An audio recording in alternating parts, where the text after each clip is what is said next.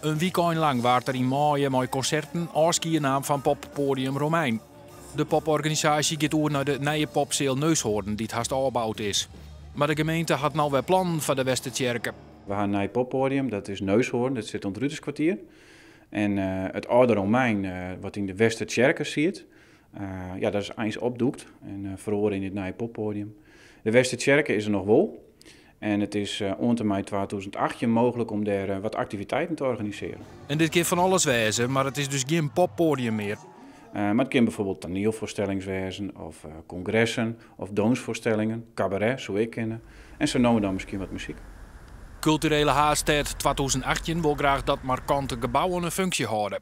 De Westertjerken kan van alles broekt worden, vindt de organisatie. Er zijn in Friesland heel prettige voorbeelden van herbestemmingen van oude panden. Dat zijn net alleen het kerken, maar ook bijvoorbeeld voormalige gemeentehuizen.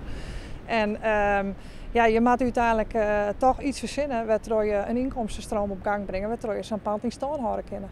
De onwenners van Romein binnen minder blied en verrast. Nou, het grootste bezwaar is niet dat Romein open blijft. Het grootste bezwaar is dat de gemeente gewoon niet communiceert met ons zoals we afgesproken hebben. Omdat we een eerder akkefietje met ze hebben waarvan ze gezegd hebben van zo gaan we het niet meer doen. Dus nu worden we weer verrast en daar balen we van.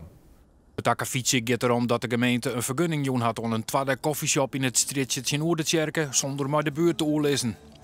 Poporganisaties in Ljouwert binnen wel blied met een extra plak om te programmeren. In de praktijk zullen ze er net een soort gebroek van maken. Alle apparatuur is naar Neushoorn tagien. En bij Culturele Haastad vinden ze het wel mooi om vast wat te fantaseren. Ik denk dat het een fantastische plak is in de stad en we moeten maar ook zin om zo'n plak te behouden. Ik heb begrepen dat er ook nog harde graven in zo'n kerken lezen. Nou, misschien lezen er nou wel Friese bekendheden, wie zult zeggen. Je hebt zo weer culturele mogelijkheden om daar dan weer toeristische lookers van te maken. Misschien wordt het wel een topattractie van de stad, wie zult zeggen.